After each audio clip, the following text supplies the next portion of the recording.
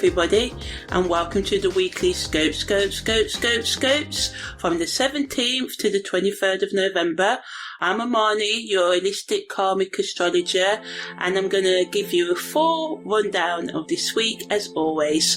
Hi everybody, and welcome to this week's weekly Scopes. If you've heard this before, you can skip, but this is just the intro on how I formulate these astrology weekly readings. I use astrology and my intuition to give you advice how you can practically use the knowledge of the stars and the planets and apply them to your life. So my weekly scopes are all based on GMT time and on Vedic constellational astrology. So now I'm just going to explain what Vedic constellation astrology is and how it differs from Western astrology. So the precession of the equinox is sort of like something that happens in astronomy and astrology, where the Earth's axis undergoes a slow circular motion over 26,000 years, and basically this means that this motion causes a shift in the position of the equinoxes, and also the calculation Vedic and Western astrologies use. So around 2,000 years ago, the tropical and sidereal Vedic astrology signs of astrology were aligned in the same position. So if the sun was in Scorpio in Vedic astrology, it was also in the constellation of Scorpio in Western astrology. But because of the precession of the equinoxes, this has caused a gradual westward sort of like drift of the tropical Western signs. So basically these signs, the Western signs, shift 1 degree with every 72 years. So as a result of this ongoing shift, when Western astrology says the sun is in the constellation of Pisces, it's typically in the constellation of Aquarius. Still, this is because the degree, orb and the date for Western and Vedic astrology are 24 degrees, 24 days apart. So in Western astrology, the sun enters the constellation of Pisces around the 19th of February each year, but actually the sun doesn't arrive into the constellation of Pisces until the 13th to the 15th of March each year, and Vedic astrology takes this into account because it's based on the fixed star positions, and Vedic astrologers use sidereal calculations. So as a result, Vedic astrology takes into account the actual positions of the constellations in the sky at any given time, and also considers the precession of the equinox, adjusting for the shift in the position of the equinoxes over time. But in terms of Western astrology follows the tropical zodiac, which is based on the seasons rather than fixed star positions. Western astrologers also do not directly account for the precession of the equinox in their calculations as well, so this results in slightly different calculations and interpretations that are given whether we're using Western astrology or Vedic astrology. So yeah, as I said, Western astrology uses specific dates. So every year, regardless of where the sun actually is at the sky, the sun moves into Pisces around the 19th of February. So yeah, this discrepancy, this misalignment between the tropical zodiac and the actual positions of the constellations has led to a discrepancy between Vedic astrology and Western astrology. So I consider the actual where the sun and the moon are and where Mars and Venus are at any given time, and this is how I formulate these sort of like weekly scopes. So yeah, thanks for listening to this, and let's dive into this week's weekly scope. Okay, so now I'm just going to explain what parallels and contra-parallels are in astrology, because I use them in my chart interpretation. So declination in astrology is the measure of how far a celestial body is, such as the sun, whether it's either north or south of the celestial equator. And the celestial equator is an imaginary line in the sky above the Earth's equator, which us astrologers use in our interpretation. So parallels happen when two planets are on the same declination. Either both planets are on the north side, or either both planets are on the south side, and this alignment increases the influence of the involved planets. So it's similar to a conjunction aspect, as it amplifies their energy, making the effects of the planets more pronounced. Contra-parallels, on the other hand, happen when two planets are on the same declination, but one is in the north and one is in the south. So this alignment creates tension, which is similar to an opposition aspect, and it can lead to conflict, challenges and inner struggles between the energies of the planets involved. So contra-parallels highlight areas of friction or contrast in our lives, urging us to find balance between the opposing forces at play. When transiting parallels and contra-parallels happen, they can sort of like trigger significant events, shifting consciousness and periods of intense growth and transformation. So I look at these aspects closely during chart analysis to understand how planetary energies interact and influence each other during a specific time frame, to pinpoint key periods for personal development, relationship dynamics or career shifts, and other shifts like karmic shifts and stuff like that. Because I just find using contra-parallels and parallels gives me more depth in interpretation, so I use them. So contra-parallels and parallels in astrology serve as markers for potential challenges or breakthroughs, guiding us towards more self-awareness, love, acceptance, understanding, forgiveness for ourselves and others, and shifts in consciousness and growth. So overall, just a shift in our mindset if we allow for it. So parallels and contra-parallels just kind of like provide valuable insights into the complexities and nuances of the astrological interactions between planetary movements. So yeah, that's the end of what contra-parallels and parallels are. So this week we've got two major aspects guiding us this week. The first is Mercury making a parallel to Venus. This entered on the 5th of November, is at 11:01 a.m. on the 18th of November, and leaves us on the 7th of December at 10:39 p.m. Mars also makes a trine to the Moon's North Node. This will enter on the 19th of November and is exact at 6:34 a.m. on the 23rd of November, and then it's going to leave us on the 29th of November. So yeah, and Mars is going to be in Cancer and the Moon's North Node is in Pisces, so nice water energy, cardinal and mutable water meeting. So first I'm going to talk about Mercury's parallel to Venus. So Mercury's parallel to Venus can help us just feel more communicative, especially in our relationships. It allows for us to repair arguments, and just, feel more deeply connected with our partner or loved ones or friends. It encourages us to express affection and appreciation, gratitude. Sometimes we can forget to do that. It's a great time to have those heart, deep to deep, meaningful conversations, or to do grand romantic gestures, and we can just feel more creative, and we may want to work with others.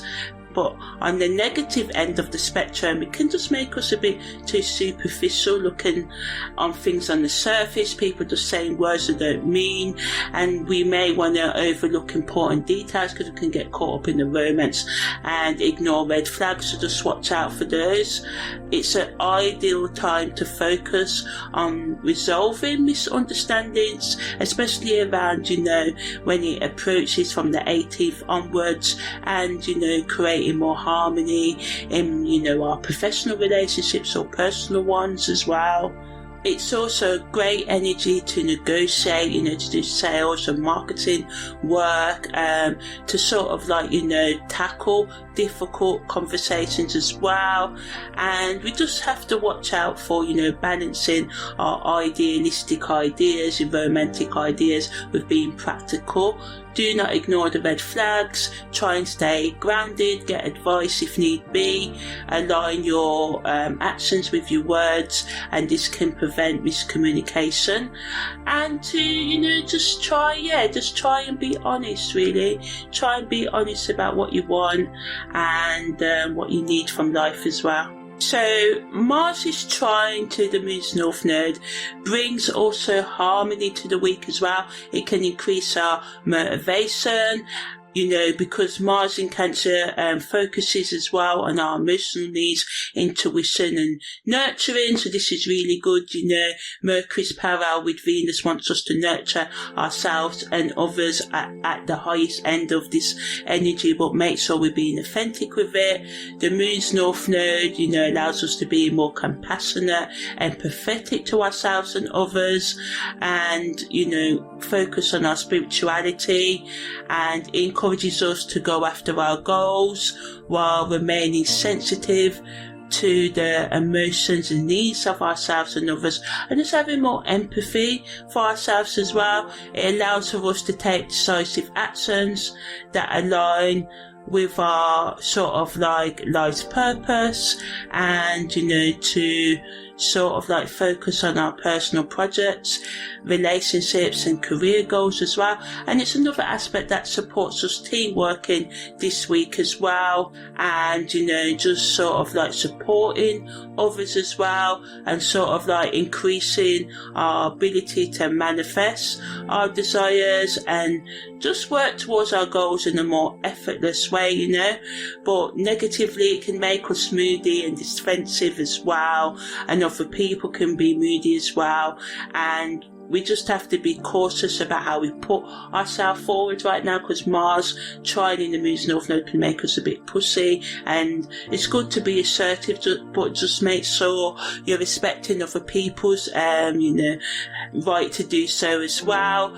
And again, it reminds us not to overlook the needs of those around us as we go after our goals and ambitions right now, and it invites us to sort of just act with integrity and empathy, and using the momentum, the motivation of Mars, while still honouring the wisdom and purpose of the Moon's North Node. And ultimately it can help us with our personal growth this week and create more happy relationships, and it can just be a powerful time for setting intentions and taking actions towards our dreams. So now I'm going to talk about the esoteric, hidden meanings, spiritual and psychological meanings of Mercury's parallel to Venus and the Moon's trine to the North Node as well.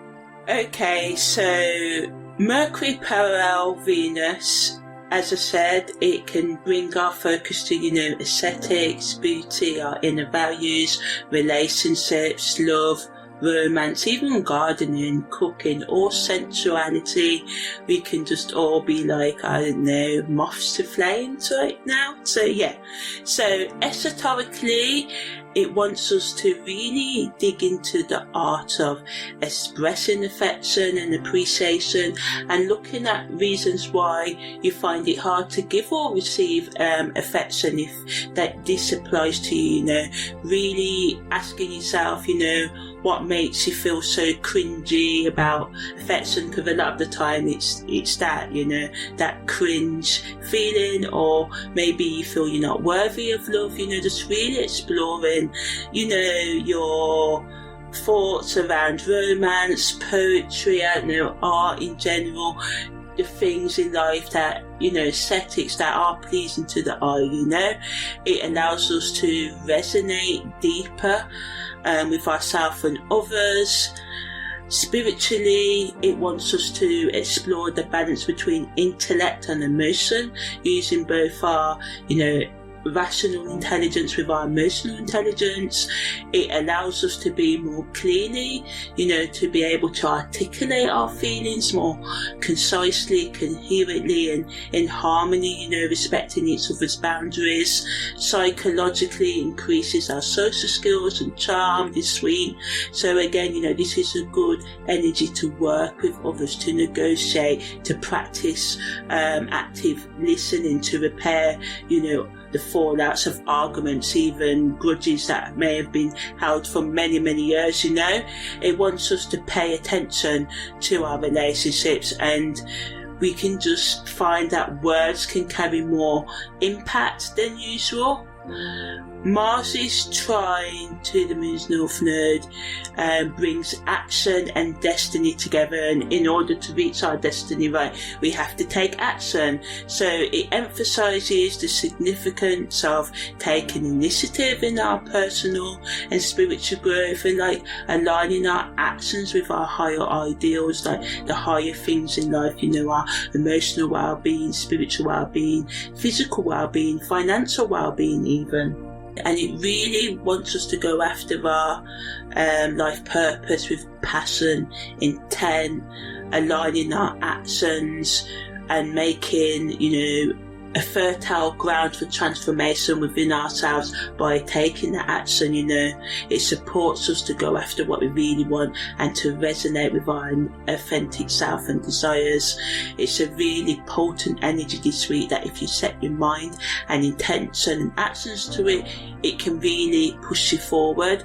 It's got the right, energy, vibration for you to really go within yourself, being mindful of your emotional and psychological needs, and making a plan to get the help you really need to manage your conditions, whether it be reading book, researching, finding podcasts, do vast sort of research. And a lot of the time, sometimes we find people I'm just going to stick to this person. We may find someone else and we probably don't like them. They make us feel uncomfortable because maybe their content's hitting a raw nerve. So, in terms of your researching on methods and tools, whether it be through video, podcasts or books or whatever, make sure you pick out a wide range of, whether you want to call them spiritual healers, life coaches, whatever, It also wants us to make sure that our assertiveness this week doesn't overshadow our sensitivity, especially when it comes to talking to people,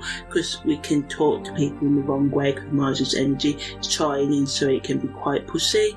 So, balance this week's energies of motivation, ambition, self-healing and care, and looking into the ways you give and receive affection with, by, cooperating and compromising with others rather than trying to push them, control them, So yeah.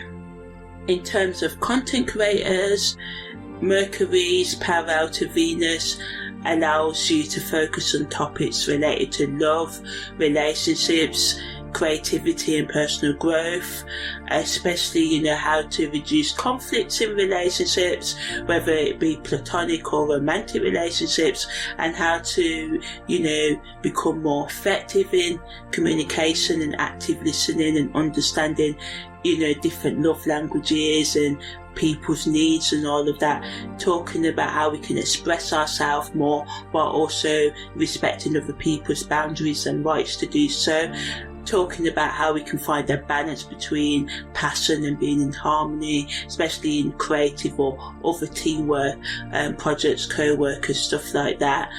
In terms of Mars' trine to the Moon's North Node, again, really digging into the themes of communication, harmony and passion, as well as spiritual evolution, and just talking about the different strategies we can use to build a stronger connection with ourselves, loving ourselves, forgiving ourselves, accepting ourselves, and how this can help us accept other people in our life and people in the world in general, and how we can build more empathy into our partnerships. So yeah.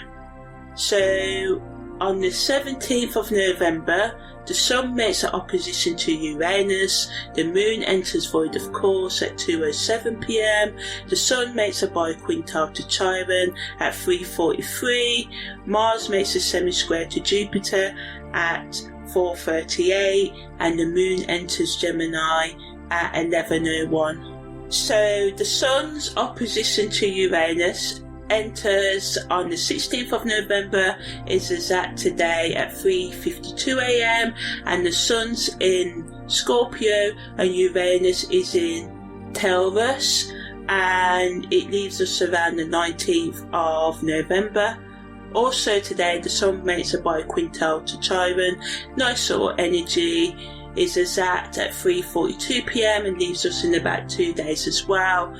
And Chiron's in Pisces, and with Mars' semi-square to Jupiter, it's exact at 4:37 p.m. today, leaves us in about 2 days as well. And Mars is in Cancer and Jupiter's in Taurus. So the Moon entering Gemini and the Sun forming an opposition to Uranus brings a dynamic interplay between communication and transformation.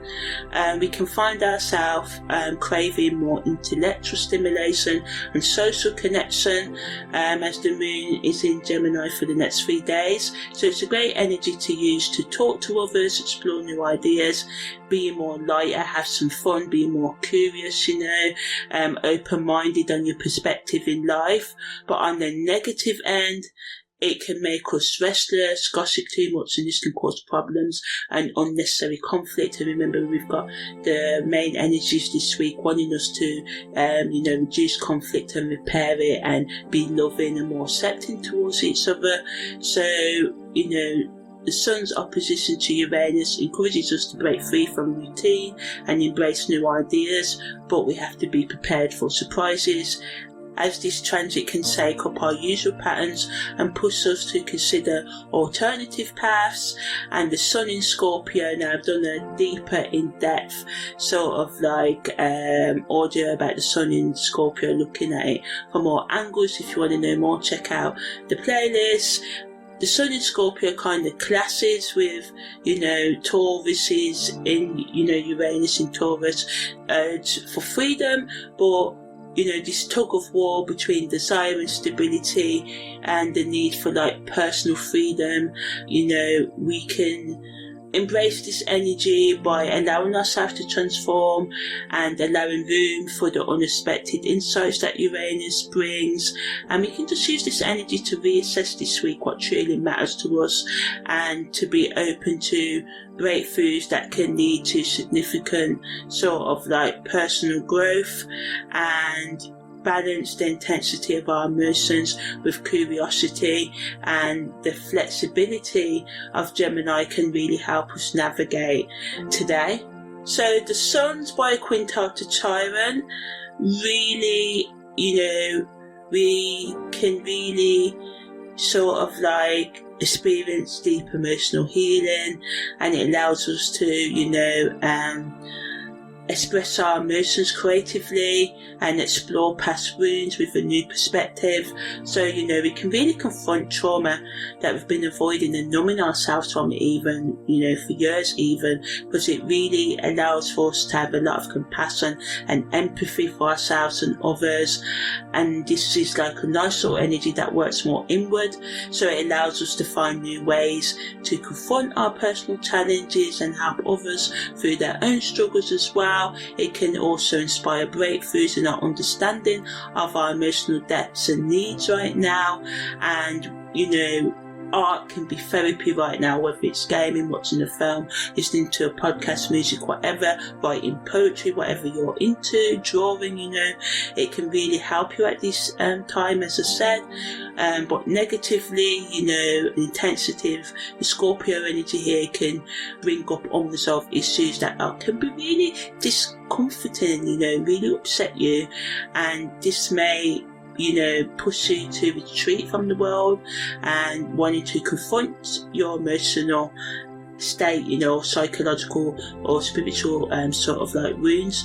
But You know, if you really allow yourself to be vulnerable right now and practice self-care and understanding, forgiveness and love, and have patience and be really patient in your approach to healing. Some people heal in a moment, some people heal in a year, others it's 20, 30 years, but we have to keep on trying, you know, and we can just use this energy to, you know, promote healing in ourselves and others. Also another energy that supports us in being creative with other people as well, and just developing a deeper sense of empathy and connection within ourselves, turning our wounds into sources of wisdom and strength.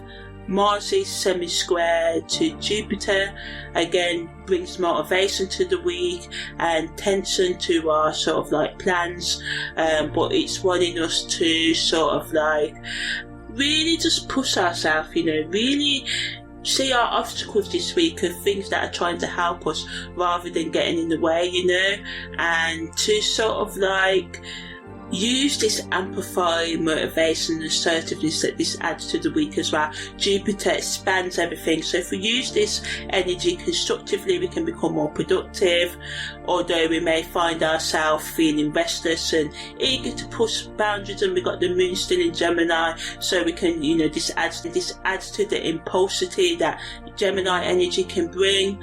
So yeah, we can just be frustrated and have resistance to come outside of our comfort zone as well, and we may just feel like our desires are not aligning with our capabilities right now, so we may just feel like sick of our routine, or, you know, sick in our relationships even, you know, like, oh, this relationship, this intimacy, love making is not fulfilling me anymore.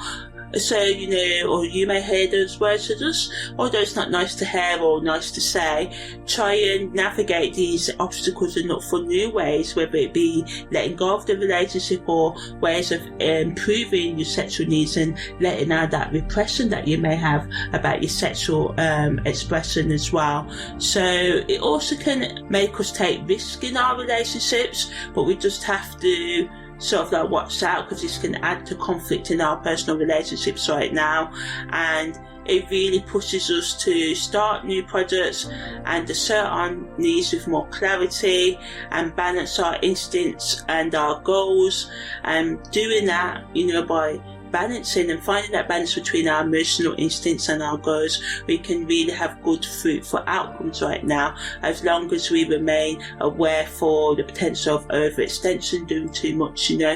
Don't take on too much. Slow and steady wins the race, and just watch out for miscommunication. If you don't understand, don't pretend, you know, ask to clarify, you know. Ask the person to clarify. If someone asks you to clarify, you know, communication is key. On the 18th of November, Mercury makes an opposition to Jupiter at 8:55. Mercury's parallel to Venus that I talked about earlier in the week is exact at 11:02 a.m. and Mercury's sesquiquadrate to Mars. We've got a lot of Mars energy this week, don't we? Is exact at 5:25 p.m. So Mercury's opposition to Jupiter happens when Mercury's in Scorpio and Jupiter's in Taurus. And Mercury's sesquiquadrate to Mars happens when Mars is in Cancer. So the opposition to Jupiter increases our mental energy and curiosity. This is really, really good, and it allows us to be more stable and really be comfortable with getting out of our comfort zones, which we really need this week, you know. It allows us to have more deeper understanding and truth, and want to be practical in our efforts to transform our lives and relate to other people. It's a great energy to research, have discussions and negotiate. So, you know, we've got a lot of energy this week, allowing us to sort of like explore and have those difficult discussions and research, you know, the tools that we need to continue our emotional and spiritual healing, and we can tap into our intuition and analytical skills with this energy. So that's really good. It's a nice blend between our intellect and intuition, and that's what is also needed this week. But we just need to watch out for overconfidence, excessive optimism, to make sure you look at the bigger picture and the smaller details as well, and don't overlook important details, or, you know, make sure you plan, because you know what they say, planning to fail. No, failing to plan is planning to fail. That's the one. So yeah, so just watch out for impulsive decisions as well, and it just allows us to, you know, be realistic in our assessments of our capabilities and the time it will take to reach our goals, and it allows ideas to flow freely, you know, and it just wants us to avoid extremes in communication. Don't say things you don't mean. Give others the grace to apologise if they say things in haste as well, because this can be really fiery energy. Again, it wants us to feel inspired to share our thoughts and our truths, and ensure that our messages are grounded as well. You know, productive communication is what's needed, and we just have to try and, you know, be effective, and just look at, do you really want to do that? You know, is it worth to win in the short term and lose in the long term, you know? Okay, so Mercury sextile with Mars again adds to the motivation, energy and assertiveness. It can make us communicate passionately as well, and it's a great energy to use for brainstorming sessions and debates over the next couple of days. But again, it brings tension and misunderstandings because we can just be more defensive and irritable right now. So this adds to, you know, the conflict. So we have to try and walk away, count to 10, and try and remain patient and open-minded, and realise not everyone's going to agree with you. We've all got different ways of expressing ourselves and thinking as well, and just try to calm the intensity, because, you know, intensity right now can escalate arguments, but sometimes a good blowout is needed. We just also need to be aware of our emotional responses as well, and make sure we use this transit for growth rather than conflict, ensuring that our ideas are communicated effectively without putting strain on our relationships right now. Also on the 19th of November, the Sun makes a trine with Neptune. The Moon enters its disseminating moon phase at 6:16 a.m. The Moon enters void, of course, at 6:48 a.m. as well, and Mercury makes a trine to Chiron. So the Sun's trine to Neptune is exact at 2:07 a.m. today. The Sun's in Scorpio, Neptune's in Pisces, and it leaves us in the next couple of days. Mercury's trine to Chiron happens when Mercury's in Scorpio and Chiron's in Pisces, is exact at 11:28 a.m. today, and leaves us in the few days as well.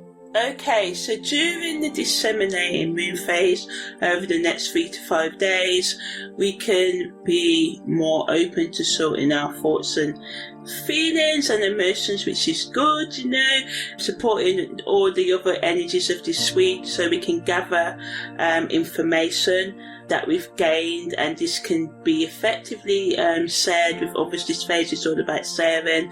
We could host or visit workshops, offer online, or, you know, go to discussion groups as well, and we can just, you know, inspire and educate those around us, or feel inspired by those around us as well. And it just allows us to connect with others on a deeper level as well, which is really good. And again, you know, the negatives is we can overshare or miscommunicate, so we have to be aware of our audience and the way we use our words and how they can be interpreted right now as well. So again, you know, a lot of the energy is really wanting us to be mindful in our conversations this week. The Sun's trine to Neptune, you know, it's a nice dreamy influence, you know. It can make us more romantic, more escaping into our imagination and fantasy, which can be good, you know. A little bit of fantasy's never hurted anyone, a lot of it can. So yeah, just allowing yourself to dream, to connect with your inner self, to, you know, engage in spiritual exploration practices, or being creative as well, you know, writing, painting, music, whatever. Our dreams can be more vivid and inspiring as well, and these are trying to guide us towards innovative ideas or revelations, even though they may be a bit scary for some of you. You know, it's 12th house Neptune energy, so it can always make us escape into our intoxicating substances and overindulge. Secrets can also come out. We can also imprison focusing on ourselves, keeping ourselves away from others, whether it be through being, moody or defensive, or, just us wanting to have more solitude right now, We also have to watch out for overlooking the practical matters with this and make sure our decisions are based on facts and not fantasy. We need to find a balance between our creative impulses and being grounded in our reality, and just making sure our visions and plans are achievable right now as well. And use the magic of this transit to take some time out for self reflection, looking at your values and your sense of discernment, your judgment. Are you letting the wrong people in your life? Are you doing the wrong habits? Are you running away from your problems by using drugs or indulging in too much Netflix and chilling, or alcohol or whatever? Are you allowing yourself to be confused and staying in illusion? Or even if you're not doing that, you're feeling like you're not grounded in reality and you need some help with your psychological or emotional health, reaching out to a helpline or therapy can really be good right now. Do not beat yourself up. We all go through trouble in life, so this energy just provides us that that time that we need to really go within ourselves. Mercury's Chiron really helps us with this self-reflection as well, and going into our past traumas and being vulnerable as well. But we just need to watch out for over-analysing right now as well, and just allowing ourselves to take the time that we need and being gentle with ourselves as we grow and we continue to grow into who we really want to be.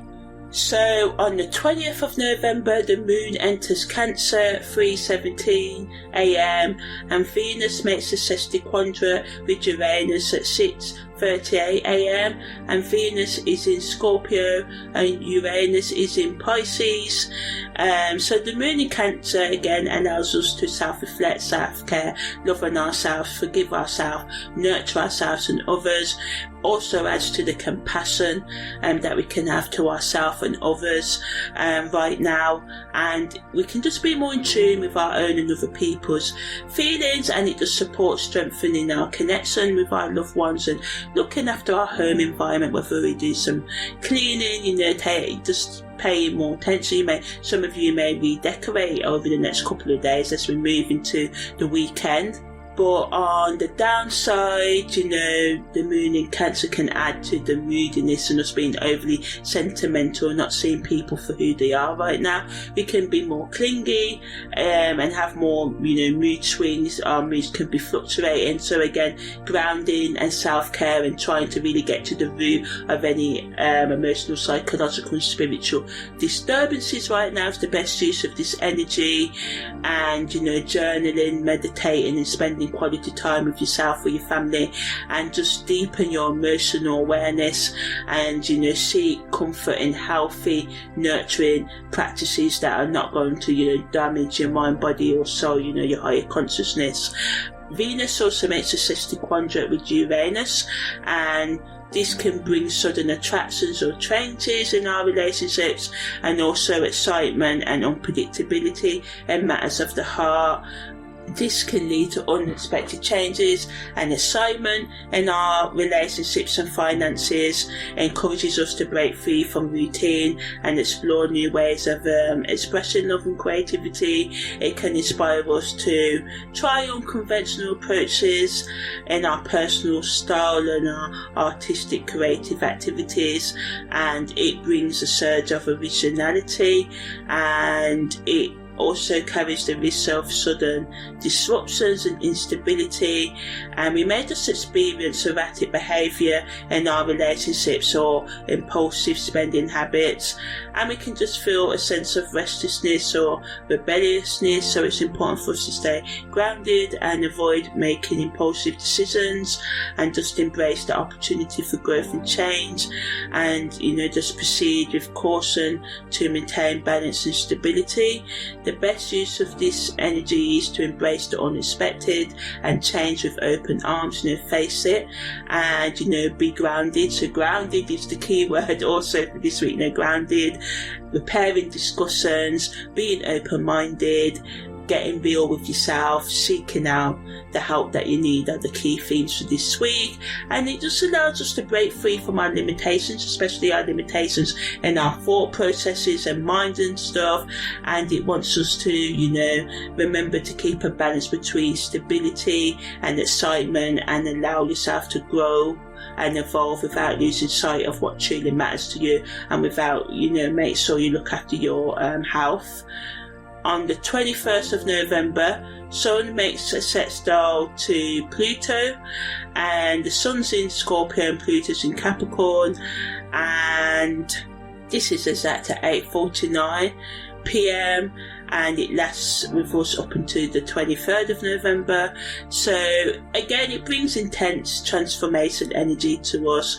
We can experience more empowerment, personal power right now, determination, and it pushes us to go for our goals as we go into the end of the week now. It supports us with helping ourselves to uncover unhidden truths about ourselves, our desires, and looking into the things we repress, especially our sexual desires, and really looking at your relationship as well and facing the hard truths there. It empowers us to let go of old patterns, beliefs, relationships that no longer serve us, and make way for personal growth. Negatively, it can make us struggle, have control issues, and be manipulative, and we can just feel intense pressure to change and transform, and we may not be ready to do this. We can resist this a lot, but as you can see, a lot of energies really want us to explore our shadows by doing inner and shadow work and address our deep rooted fears and insecurities, and just embrace this inner transformation and empowerment as well. Setting clear intentions and goals at this time is the way that you can achieve them, and it just allows us to dig into the depths of our psyche, confront those buried emotions and traumas. It's a good energy to use for self-reflection, healing, and going to therapy, calling helplines, going after the tools you need to help you with healing that inner child and aligning with your authentic self as well. And it provides us with the courage and honesty that we need to allow ourselves to grow and evolve through the process. On the esoteric level, it wants us to be prepared for potential power struggles or control issues that can come up. But remember to, again, use this period with courage and honesty to help with growth and evolution, and to, allow yourself to confront what needs confronting. On the 22nd of November, the moon void, of course, starts at 6:37 a.m. The moon enters Leo at 11:40 a.m. and Venus makes a sextile to Saturn at 11:55 a.m. So Venus sextile Saturn is exact at 11:54 a.m. today, and that is also up until the 24th of November. Venus is in Sagittarius and Saturn's in Aquarius. So the moon in Leo combined with Venus's sextile to Saturn allows us to be more confident, adds to our self-expression this week. We can just feel that we can shine more brightly as we go into the weekend now. Our interactions, especially socially with others, can feel stable and more rewarding, and we need that because we may have had a lot of crap happening this week. It allows us to, as I said, shine brightly, express ourselves, seek more adventure, and be open to new experiences, and just sort of like build more meaningful commitments in our life as well.